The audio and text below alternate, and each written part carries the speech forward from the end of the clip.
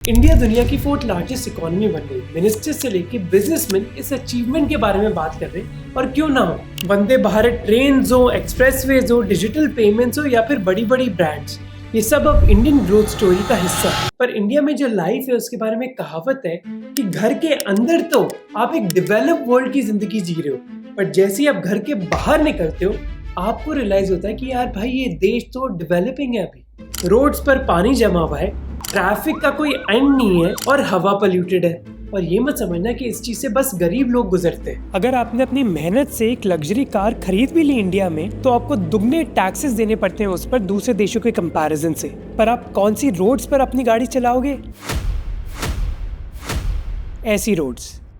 अगर आपके पास पैसा भी है ना, आप अच्छे कॉलेज में गए, आपको अच्छी जॉब मिली और आपकी अच्छी खासी सैलरी भी है, तो भी आपको इन चीजों से गुजरना पड़ता है। क्योंकि इंडिया को हम 3 टियर्स में बांट सकते हैं। ये मैंने सीखा जॉयदीप सेन शर्मा के ट्वीट से, जहां उन्होंने बताया कि इंडिया में टियर 1, टियर 2 और टियर 3।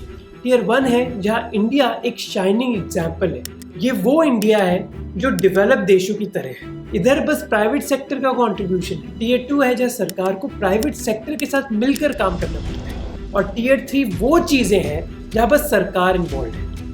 और बेड़ा गर्क हो रखा है हमारे देश का इस टियर 2 और टियर 3 के बारे में। अब ये टियर्स है क्या, इनको समझाने के लिए हमने एक्सपीरियंस करी 4 यंग अर्बन प्रोफेशनल्स की जिंदगी देश के 4 बड़े शहरों से, दिल्ली, मुंबई, बेंगलुरु और कोलकाता। तो जानते हैं हमारे देश की एक्चुअल क्वालिटी ऑफ लाइफ के बारे में। पर आगे बढ़ने से पहले मैं आपको एक गुड न्यूज देना चाहता हूँ that I will sponsor one student who will get admission into one of India's best private engineering colleges in CS and AI, which is Scalar School of Technology. मैंने पहले भी SST के एक student को sponsor किया है, मैं campus भी गया हूँ और स्टूडेंट से इंटरेक्ट भी किया है। Scalar School of Technology का जो 4-year अंडरग्रेजुएट प्रोग्राम है CS और AI में, उसको मेटा, गूगल और Amazon के एक्स टेक लीडर्स ने बनाया। और इधर 18-19 साल के बच्चे ऐसी इनोवेटिव चीजें कर रहे हैं जो कम से कम मैंने तो अपने कॉलेज के दिनों के दौरान सोचा भी नहीं था। IIT मद्रास तक इनके स्टूडेंट्स का AI टूल्स यूज कर रहे हैं। SST का बहुत बड़ा फोकस है इनोवेशन पर। उधर इनोवेशन लैब है, 1 करोड़ की स्टार्टअप फंडिंग है और आपको 1-on-1 मेंटरशिप भी मिलेगी गूगल और मेटा जैसे एक्स टेक लीडर्स के साथ। और रिसेंटली OpenAI के को क्रिएटर और गूगल डीप माइंड के research scientist Arvind Neelakantan personally SST आए स्टूडेंट से इंटरेक्ट करने के लिए।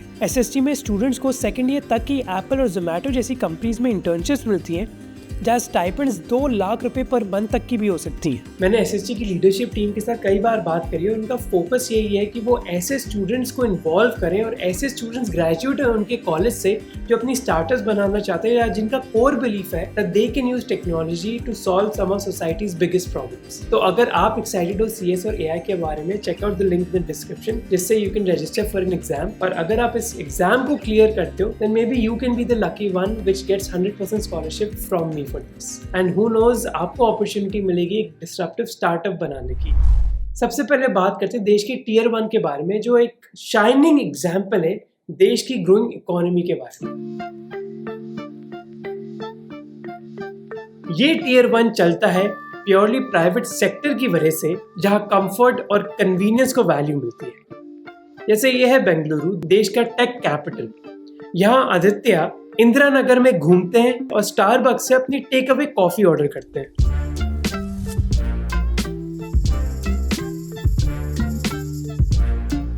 बाद में वो वीवर्क ऑफिस में चिल करते हैं, वेंडिंग मशीन से नाचोस देते हैं और कम्यूट करने के लिए अपने फोन से ही रैपिडो की ऑटो टैक्सी ऑर्डर करते हैं। शाम को थकावट के बाद वो बॉब्स कैफे में चिल करते हैं, जहां उनको मिलती है क्राफ्ट बियर। ये वो अर्बन लाइफस्टाइल है जो आपको डेवलप्ड इकोनॉमीज में भी नहीं मिलेगा, because it is all about comfort and convenience. जैसे दिल्ली में रिमी एक लॉ फर्म के लिए काम करती हैं, जो हौस खास के फैंसी कैफेज में खाना खाती हैं, फिर वो खान मार्केट में जाती हैं, which is an upscale market in south Delhi. Easily वो अर्बन क्लब के जरिए एक पेडिक्योर भी ऑर्डर कर सकती हैं। अब एक सिंपल पेडिक्योर के लिए इन डेवलप्ड इकोनॉमीज आपको ड्राइव करना पड़ेगा और कहीं जाना पड़ेगा, पर ये सारे कन्वीनियंस टियर 1 की वजह से आपको घर में ही मिल जाएंगे। इनफैक्ट अब आप एक हाउस हेल्प भी बस 10 मिनट में ऑर्डर कर सकते हो। अब ये तो अच्छा पार्ट है। प्रॉब्लम स्टार्ट होती है जैसे आप घर के बाहर निकलते हो और आपको इंटरैक्ट करना पड़ता है सरकार से।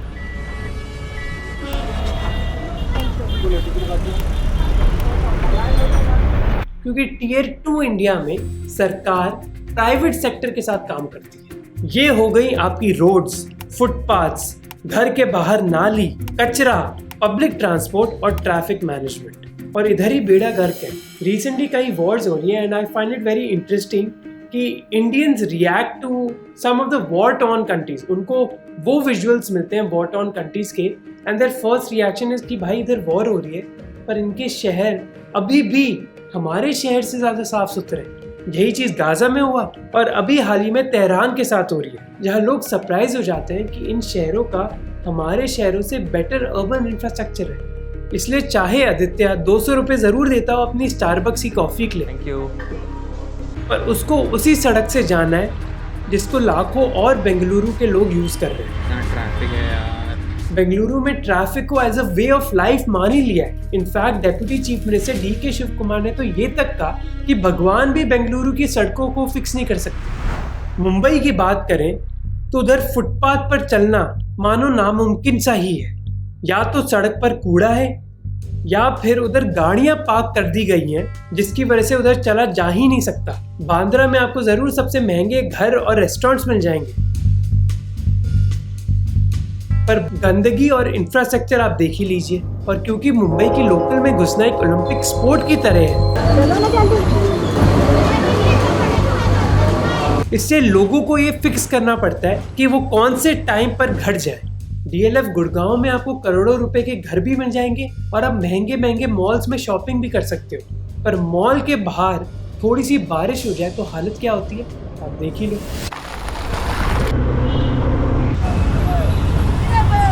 ये हालत हो जाती है। ऐसा ही हाल है कोलकाता का भी।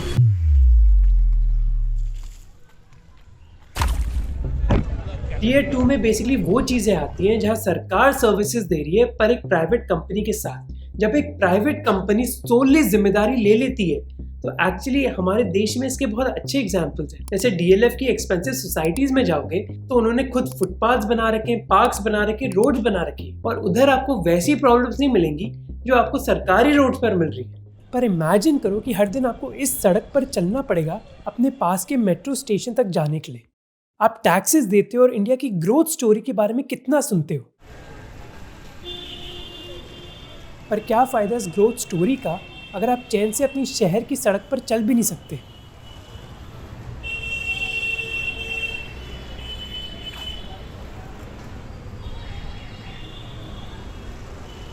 पर ये तो फिर भी ठीक ठाक है। प्रॉब्लम्स और बिगड़ जाती है जब आप टीयर 3 इंडिया के साथ इंटरेक्ट करते हो, जहां मोनोपोली है सरकार की। इन चीजों में कोई प्राइवेट कंपनी घुस ही नहीं सकती। और ये टीयर 3 इंडिया वो है जिससे सब लोग कतराते हैं। सब लोग यही प्रार्थना करते हैं कि भाई मेरा कभी सामना हो ही ना इस टीयर 3 इंडिया से, क्योंकि इस टीयर 3 इंडिया में है पुलिस, कोर्ट्स और म्यूनिसिपैलिटी। इन चीजों के पास कोई जाना नहीं चाहता, पर उनको जाना पड़ता है जब उनकी जिंदगी में कोई प्रॉब्लम आती है। गाड़ी की चोरी हो गई तो किसके पास जाओगे?